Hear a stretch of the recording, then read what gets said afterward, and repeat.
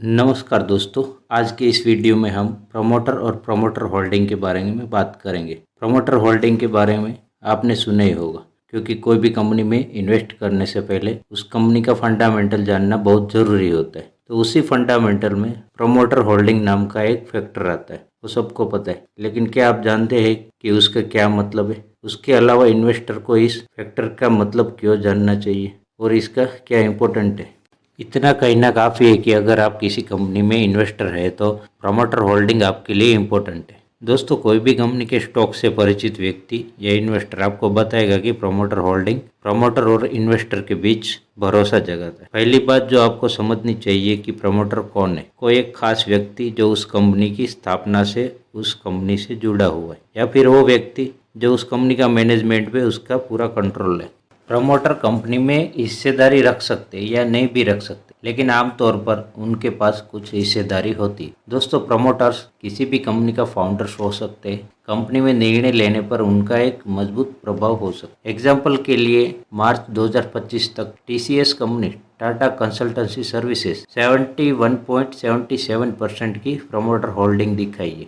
दोस्तों, अगर आप TCS के प्रमोटर होल्डिंग को 71% मानते हैं तो इसका मतलब है कि प्रमोटर के पास कंपनी में 71% की हिस्सेदारी है। मतलब कि कंपनी का बड़ा हिस्सा प्रमोटर के पास है। एक मजबूत पकड़ भी है। प्रमोटर उस कंपनी के बहुत अच्छी तरह से जानते हैं जिससे उसकी हिस्सेदारी है। जब किसी कंपनी में प्रमोटर होल्डिंग ज्यादा होती है, यानी 50% से ज्यादा है, तो आमतौर पर कंपनी की पॉजिटिव इमेज को दिखाता है। दोस्तों, इन्वेस्टर के लिए वर्तमान और भविष्य दोनों तरह के लिए, मतलब दोनों टाइम के लिए पॉजिटिव सिग्नल माना जाता है।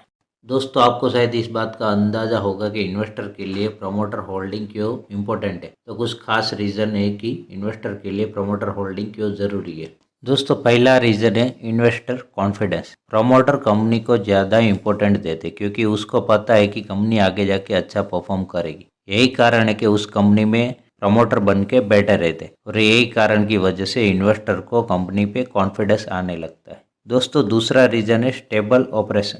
दोस्तों, जिस कंपनी में प्रमोटर होल्डिंग हाई लेवल पे होता है तो उस कंपनी के परफॉर्मेंस भी स्टेबल रहते हैं और इन्वेस्टर की नज़र में एक कंपनी अच्छी मानी जाती है।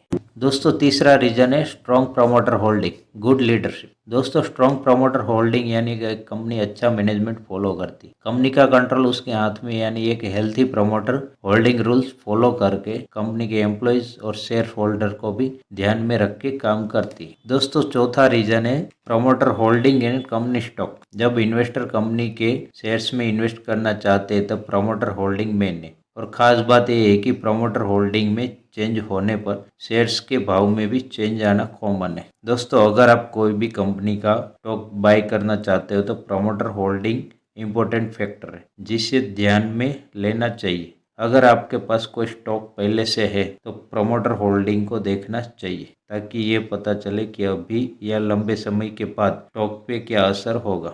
दोस्तों, यही कारण है कि प्रमोटर होल्डिंग नाम का फैक्टर बहुत इंपॉर्टेंट है। दोस्तों, वीडियो की जानकारी अच्छी लगी हो तो लाइक करें, शेयर करें एंड सब्सक्राइब करना ना भूलें। Thank you.